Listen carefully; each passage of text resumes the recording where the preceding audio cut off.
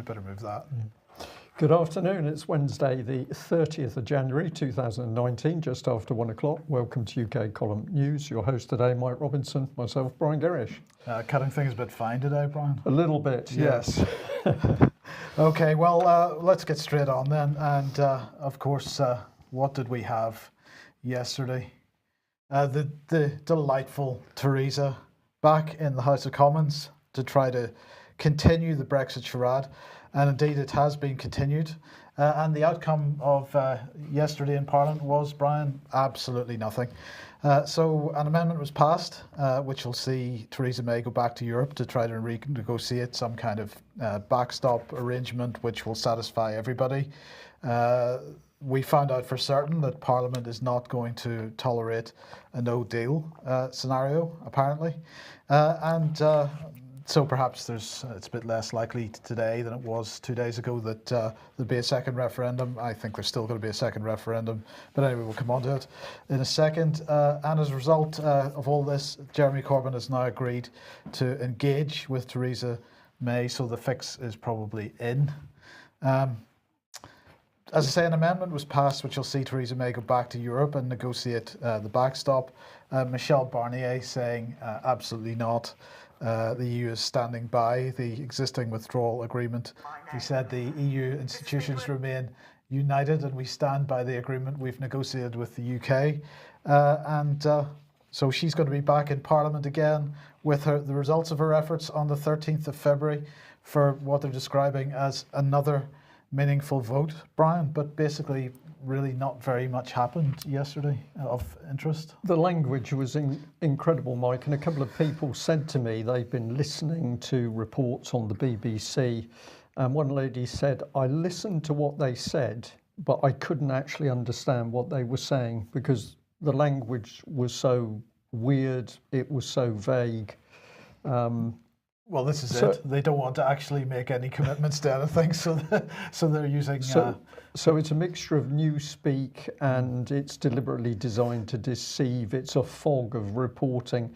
But what did come through was that, of course, 17.4 million people vote to leave the European Union. They didn't say we want to leave with conditions. They said we want to leave.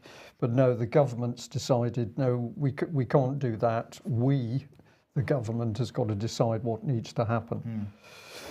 Well, where does that take us? I think it takes us that we need to have a look at the German military might. And this has come to light over the last few days. It's quite extraordinary because nothing is being reported in the mainstream press. So I just came out with this banner headline, German military might in meltdown. But it's full steam ahead for the EU Defence Union. And there's total silence in the media. So where can we go for reports on what's happening with the German military at the moment? Well, we've got to go to smaller, I'll say independent reporters. I've been able to check some of the information being put forward, and I'm going to say it's got substance to it. It is correct. And there's quite a lot of information if you spend the time. But let's have a little look at what they're saying, because basically the German Navy is the centre of this, because the German Navy's just had to hand a ship back as being unacceptable. The German Navy couldn't accept the ship from the builders. This is it, it's a Type 125 class. And amongst other things, it's got a slight list on it. It doesn't actually float upright, which was a bit of a shame. But also it's too heavy. And then huge problems on board. We'll come on to some more of those. Was this built in a German shipyard? Indeed, and embarrassingly, I believe the same shipyard that built the Bismarck, so there's a little bit of a drop in reputation there. But this is the UK Defence Journal. Now, we've challenged this organisation on a couple of occasions, but this report seems to be very credible. Can the German Navy be saved? Well, it's nice to blame budget cuts. The Marines problems go well beyond a lack of money. The German Navy has a major problem with all its major components, submarine, surface ships, and what's left of its naval air capability. So this is absolutely fundamental stuff, but huge problems for the German Navy. It says, public perceptions notwithstanding, the mission of the Marine is to fill its NATO commitments.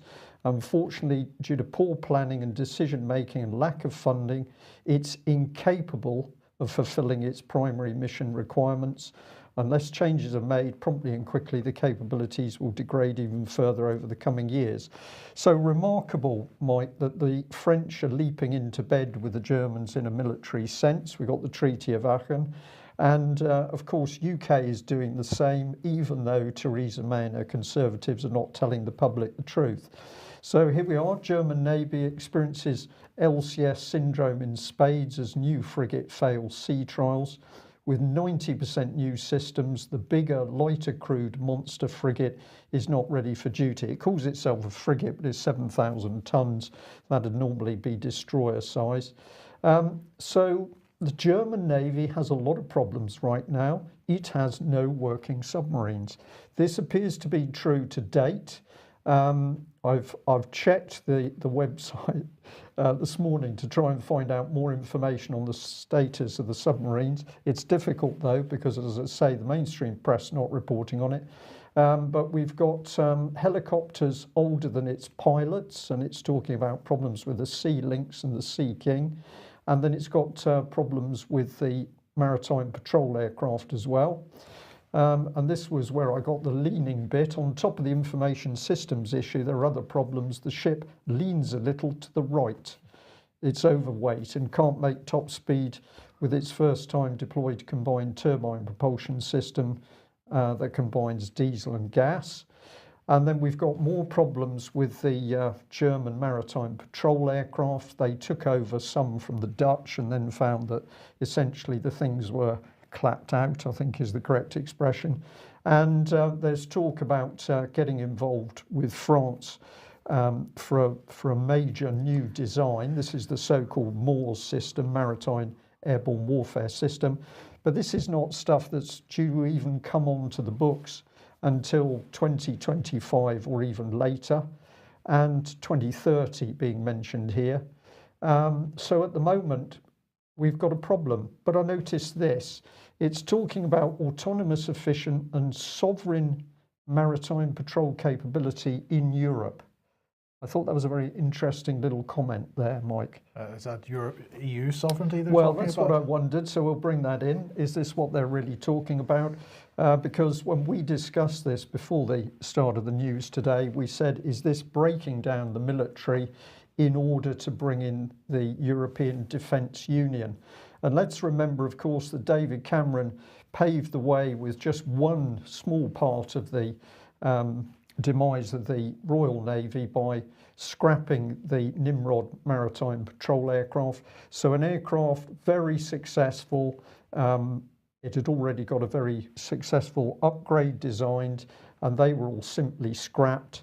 Looking back now, is this or was this part of the route through to getting rid of UK's military to push us into that European defence system, Mike? I mean, what you're describing here, Brian, seems pretty significant, but a similar picture could be painted of the British Navy, and you know, how many operational submarines do we actually have? How many frigates can we actually get to see?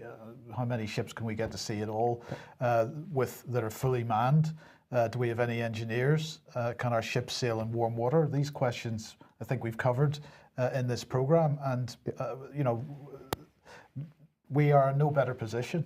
We're in no better position. So we are to believe that suddenly nation states that were perfectly competent about sorting out their military requirements, building ships, building tanks, building aircraft, we could do it, the French could do it, the Germans could do it. All of a sudden, nobody can build anything that works. And what we're starting to see, of course, is the drive for there needs to be a solution to this problem. And I think we can guess what that solution is. But let's ram this point home, because here we're into defence news. We're coming up the scale on the media-based reporting. Germany picks up 2 thorny defence and diplomacy assignments in 2019. And basically, they've been given leadership of NATO's highest alert combat formation and a 2-year seat on the United Nations Security Council. So what this article is saying is here is Germany now being pushed to the forefront with roles which require it to have a competent military, but what they haven't got is that competent military system. So it says the 2 new responsibilities follow recent pledges by Berlin to play a more active role in global affairs, offering German Chancellor Merkel an instant test to make good on those proclamations during the final years of her tenure.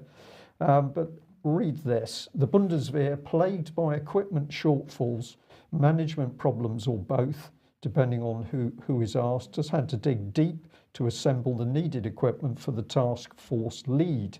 In the end, funneling supplies from across the force to the tip of the spear appears to have worked, but it has depleted the readiness of many units.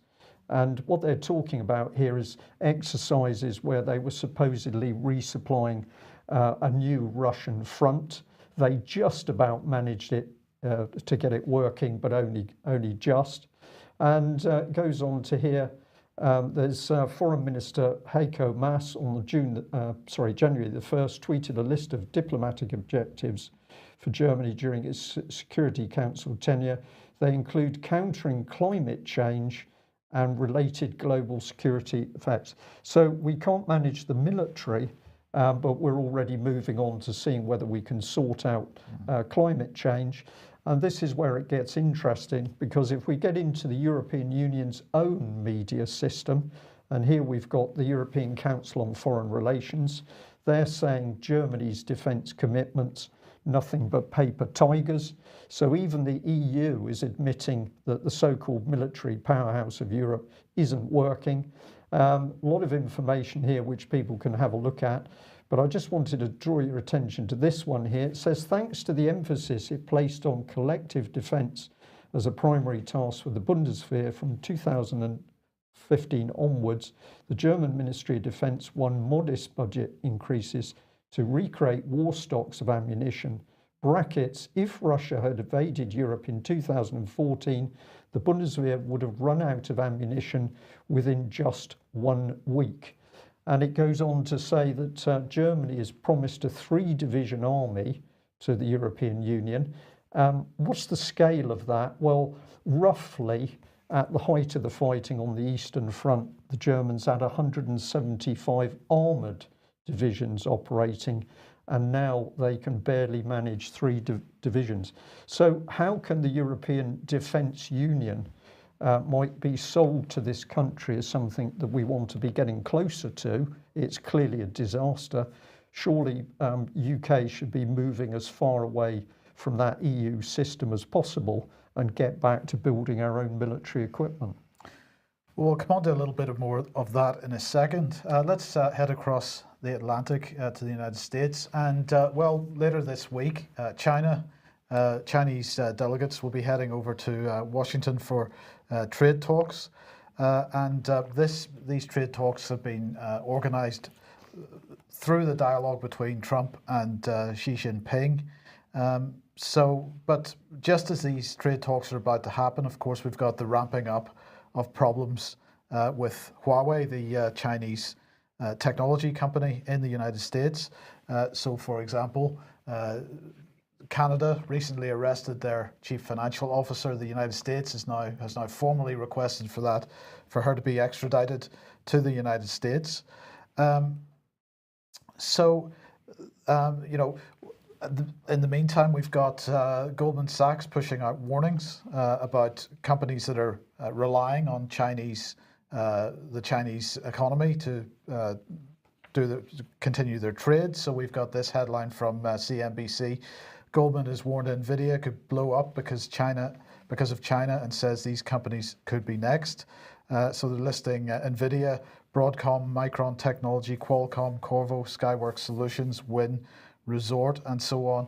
Of course, Apple has been getting quite a few headlines in the last couple of days because their sales of iPhones have dropped as a result, allegedly, of the slowdown in the Chinese economy. So everything's coming anti-China in the United States just as these trade talks are about to happen. But it doesn't end there. Yesterday, Director of National Intelligence, Dan Coates, he's on the left there, and FBI Director Christopher Wray on the right were giving evidence at the Senate Select Committee on Intelligence. Well, this was in parallel with the release of a report written by them called Statement for the Record, Worldwide Threat Assessment of the U.S. Intelligence Community. So they launched an all-out attack on the potential for good relations between Russia and China and the United States. Mr. Wray said the Chinese counterintelligence threat is more deep, more diverse, more vexing, more challenging, more comprehensive, and more concerning than any other counterintelligence threat I can think of. And he went on to say that Russia and China are the chief threat to the United States today. So here is the document that they published. And I just wanted to highlight a couple of bits out of this, because under this section entitled Emerging and Disruptive Technologies and Threats to Economic Competitiveness, they say that many foreign leaders, including Chinese President Xi Jinping and Russian President Vladimir Putin, view strong indigenous science and technology capabilities as key to their country's sovereignty, economic outlook, and national power. They say that rapid advances are occurring around the world in biotechnology, material science, manufacturing technology, artificial intelligence, and global space industry, and that China and Russia are more allied than they've ever been since the 1950s. They say China presents a persistent cyber espionage threat and a growing attack threat to our core military and critical infrastructure systems. They claim that Russia is already staging cyber attacks against assets to allow it to disrupt and damage US civilian and military infrastructure during a crisis. They say our adversaries and strategic competitors probably already are looking to the 2020 US elections as an opportunity to advance their interests. It's anticipated that China and Russia will collaborate, taking advantage of rising doubts in some places about the liberal democratic model. Both countries probably will use the UN as a platform to emphasize sovereignty narratives that reflect their interests and redirect discussions away from human rights, democracy, and good governance.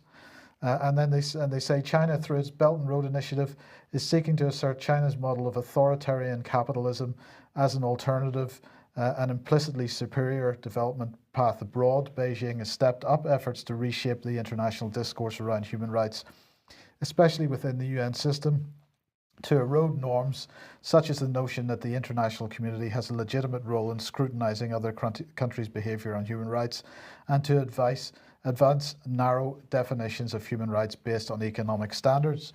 So, Brian, I don't know what you think of all that, but I find it quite amusing that, and perhaps somewhat hypocritical, that they suggest that any country's leaders that are attempting to build a strong indigenous science and technology capability, any suggestion that that could be a key to the country's sovereignty should be a threat to Western governments. It's a threat perhaps to a particular globalist ideology that we're seeing pursued through Western governments at the moment. And that's a positive thing in as much, Mike, that it's now coming to the surface. I think we're being able to see these people for who they are. Whether we've got Theresa May supposedly talking conservative policy, it's not conservative policy. This is policy which has come from the international banking cabal, the people driving for the rules-based international order. And yes, that says it, doesn't it? That if countries are working to build their own technology and science base to build products themselves, this is anathema to the rules-based international order, and it's got to be stamped out. Absolutely, but it's interesting, isn't it, that China is now being brought into this narrative in a much stronger way than it has been up until now with Russia. And indeed, it continues because the US Army has decided that it wants a super gun with a 1,000-mile range, Brian. It's going to be the ultimate standoff weapon, according to this article in military.com. And they're saying that that they're in the market for this long range. It's being described as a cannon. On a tactical level, we need to be able to outrange our adversaries' guns with comparable caliber and organization, said the Army Secretary Mark Esper. And he said, you can imagine a scenario where the Navy feels it cannot get into the South China Sea because of Chinese vessels. naval vessels, but we can from a fixed location. So we've got the US attempting to create a super gun. You might describe that as a dumb ballistic weapon. It's certainly dumb. We'll come on to that. Yes, we'll come on to that in a second. But the Chinese then have released this little bit of video of their new weapon, the DF-26, and this is apparently a ballistic missile which can target moving targets, and particularly it's being described in the press as being an anti-US aircraft carrier weapon, an information network connected to the warhead, which possibly includes satellites, ground and naval radar. In addition to radar, and the missile itself will constantly update the location of the moving target, informing flight control where to guide the missile, is what the Chinese government is saying, or Chinese military is saying about it. So that, Brian, correct me if I'm wrong, is a pretty major step forward. It's a huge step forward because, of course, before the only way that other nations could deal with American carriers was essentially by building carriers themselves. And this is why America has been able to literally dominate the globe, because you move an aircraft carrier, you're moving more planes than the average country has in a land-based air force. And the Americans could get away with this. In the last, what are we talking about, 10 years, I think we've seen this phenomenal change. And I think what you've just described there with a 1,000-mile rail gun, British technology probably, is that they are floundering now to find some sort of defensive system. So I think they're completely outclassed, and we'll ram the point home, outclassed because the Chinese and the Russians have gone it alone, had confidence in their own countries to produce these systems.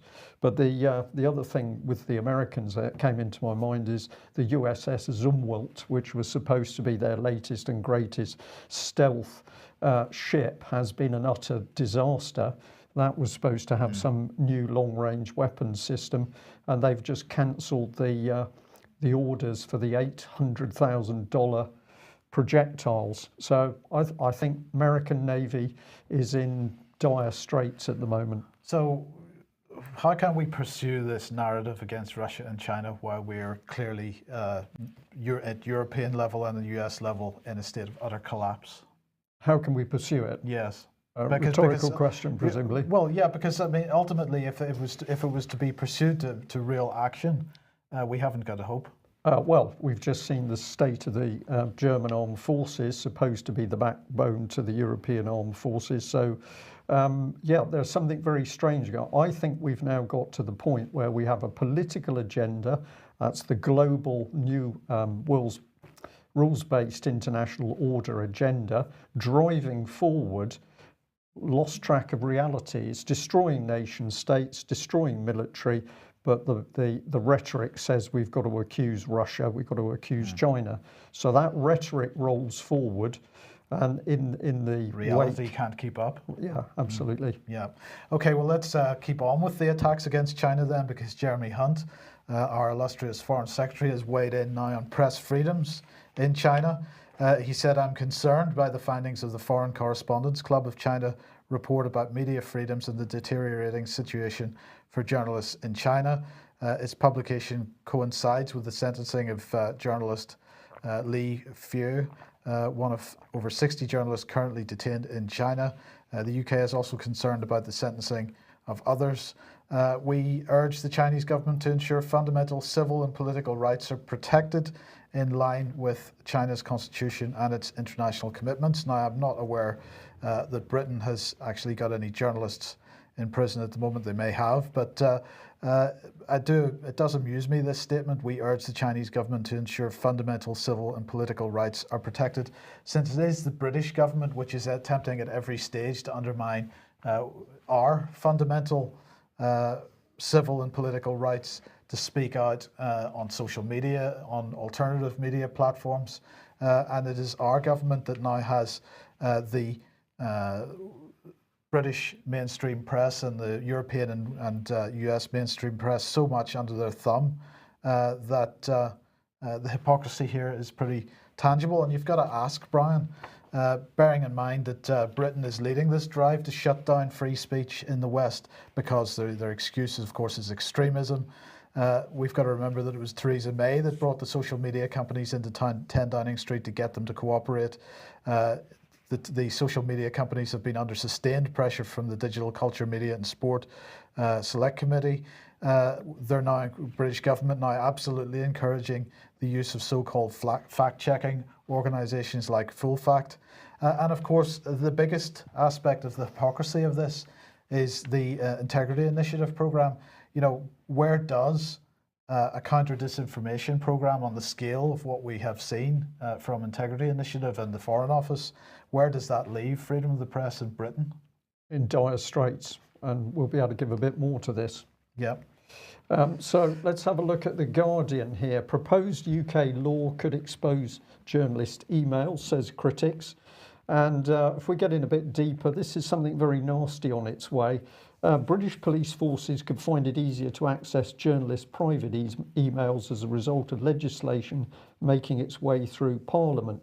And this is the Crime Overseas Production Orders Bill, due to be debated in the Commons, paving the way for the Home Office to surrender up the content of our electronic communications to foreign governments. Well, that's only part of it. The legislation is designed to make it easier for British authorities to access data stored overseas by foreign technology companies such as Facebook and Google. But relax, because of course this is all to protect children. Don't worry about freedom of speech and clamping down on journalists, because according to the government, this is all to protect children. We'll lead you through to that conclusion. But Rebecca Vincent here from Reporters Without Borders has had this to say: the fact that this bill is incredibly technical and complex is perhaps why it's largely evaded public scrutiny for so long, but the implications are potentially very damaging to press freedom and broader human rights. Now, interesting that if you look at her organisation, you could be a bit suspicious about it. It's linked up with, I think it's 7 other non-government organisations. Is this truly independent? I'm going to say I don't know, but credit where it's due, because they are making the right warning. And if you go to their website, which I encourage you to read the full article, they've got this headline: UK NGOs concern over press freedom implications of the Crime Overseas Production Orders Bill. And if I just read you a bit of it, they sent a letter, so this is just 2 paragraphs from the letter. It says Section 20(2) of the Investigatory Powers Act 2016 sets a minimal threshold for authorities to access content. A warrant can only be deemed necessary if it's in the interests of national security, the prevention or detection of serious crime, defined in S263. Though reasonable grounds are not required, or in the interests of the economic well-being of the United Kingdom, so far as it relates to national security. However, the threshold set out in the Crime Overseas Production Orders Bill is that there must be reasonable grounds for believing that an indictable offence has been committed, clause 4(3), unless the order is sought for the purposes of a terrorist investigation, in which case no evidentiary threshold is required at all. Now, we've still got to look at more details here, but they're talking some pretty serious stuff. What's the Home Office got to say? Well, this is from the Home Office, but Sajid Javid is the man, of course. They say no one should be above the law. The tools available to our law enforcement must be fit for the online world in which we live. 99% of data linked to child abuse is held overseas, and the faster we can get it, the quicker we can stop abusers. This is by the same government that, of course, has got Melanie Shaw and other child abuse whistleblowers in prison and psychiatric units in order to protect high-level members of the establishment and political arena.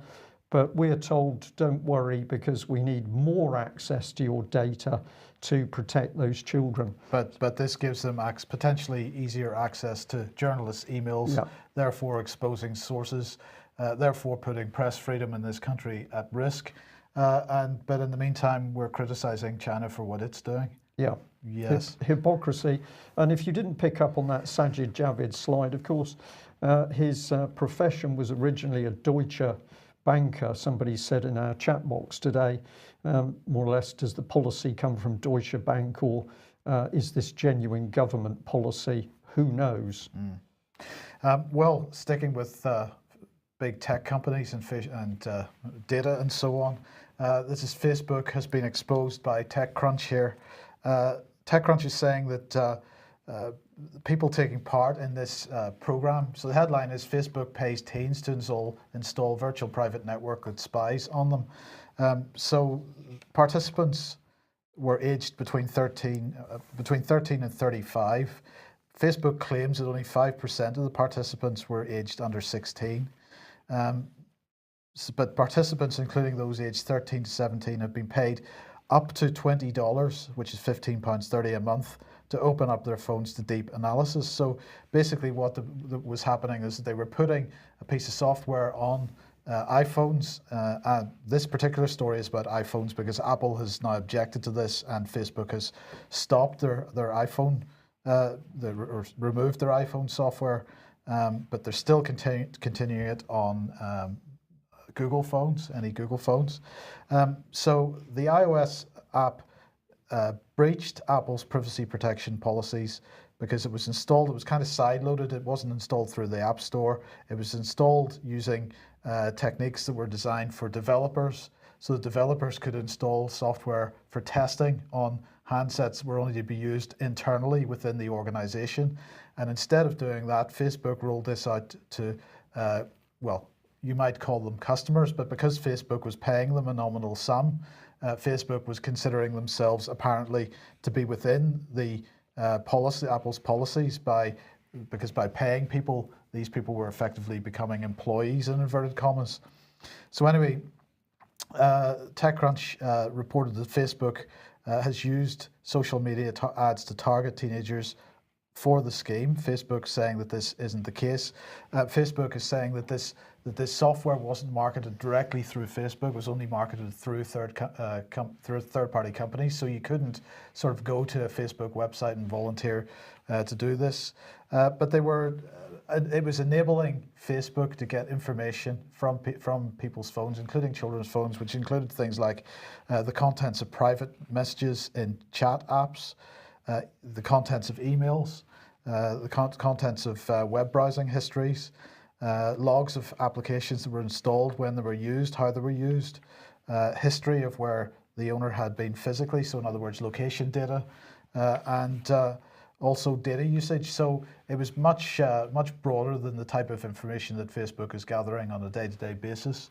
And really what TechCrunch seems to be alleging is that many people were sort of sucked into installing this thing in the first place through these third-party companies. Facebook denies that absolutely. They say that anybody that was under the age of 16 had to get parental permission and written parental permission, but they were refusing to say how that parental permission was actually gathered.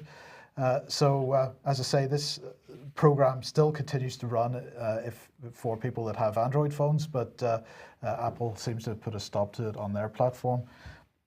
But you know, it just goes to demonstrates the degrees that these companies are prepared to go to try to get into people's lives.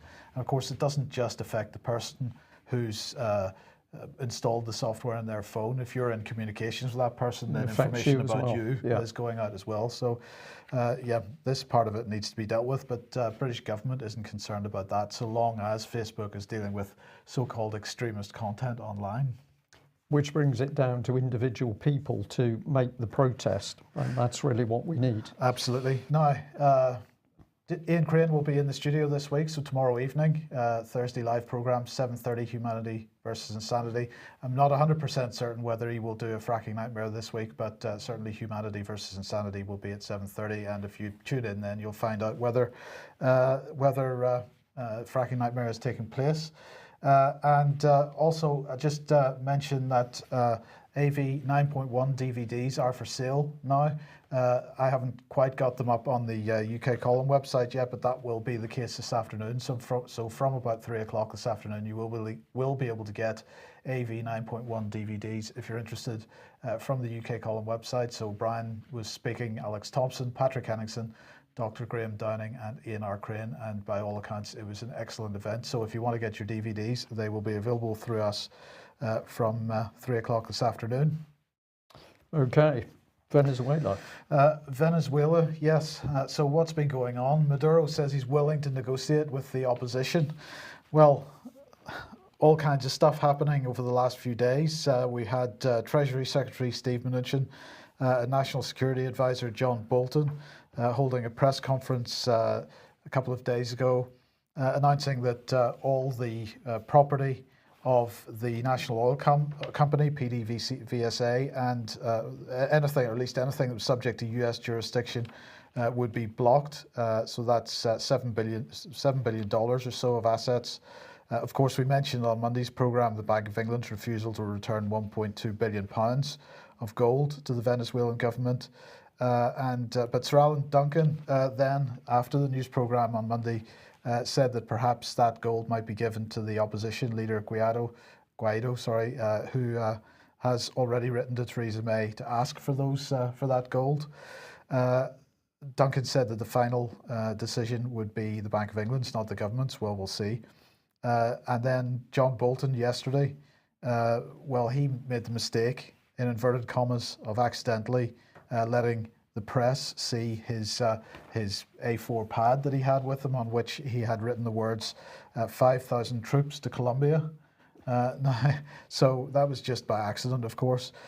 In fact, Brazil and Colombia have said that absolutely not, this isn't going to happen. I believe Mexico has also made noises, so the chances of military action perhaps are receding slightly. Venezuela's Supreme Court then today banned Juan Guaido from leaving the country, and they've frozen his bank accounts. Maduro, as I say, is now saying that perhaps he is willing to negotiate with the opposition. So we'll see what happens there. In the meantime, Sergei Lavrov said we're concerned about what the US and his closest allies are doing with respect to Venezuela, brazenly violating all imaginable norms of international law and actually openly pursuing the policy aimed at overthrowing the legitimate government in that Latin American country. So, there we go. So when we've got gold, Mike, Gordon Brown gives it away, effectively. Yes. But if we get the opportunity to steal somebody else's gold and assets, that's no problem at all. So British government telling Venezuela now what they should be doing. Who should rule Venezuela? We can't run the British military, but we're going to tell Venezuela what to do. Absolutely. I think they've got about 2 or 3 more days to decide to hold elections before the UK decides that it will recognise Mr. Guaido as the interim president. To get some more violence and trouble going up in the world. It's quite remarkable, isn't it? So while the British government is doing this, which is wrecking countries overseas, people at home, of course, have got to be kept on a diet of news which is going to really take their minds off things. Now, the next image is a bit strong, so if you don't want to look at it, don't. But this is from our local paper, essentially the Plymouth Herald, but this is the online Plymouth Live. I was reading the article when this image came up, which I thought was so disgusting, we'd comment on it on its own right. So your guess, Mike, what is the news topic? What is the news topic? Who knows? But let's have a look. It's essentially a top cop, what's the gentleman name? DCC Netherton, who's now, I think, National Advisor for Major Disasters. Top cop reveals what would happen in hours after a major disaster. Devon and Cornwall officer, excuse me, is the national lead for civil contingencies, excuse me, and tells Plymouth Live he's preparing for a catastrophic Brexit. Right. Brexit. So we need a zombie in the Brexit article. Suffering here, excuse me. And the article is so bad, Mike, I'm going to encourage viewers and listeners to go and have a look at it. Top cop reveals what would happen in hours after a major disaster, because basically everything is thrown in. There's Brexit, there could be flood, there could be those nasty Russians. It goes on, mixed with sort of cartoons, 17th century woodcut graphics of flooding. It is So what is this designed to do to the average reader? just mess their minds up, Mike, because I wanted to use a slightly rude word or description.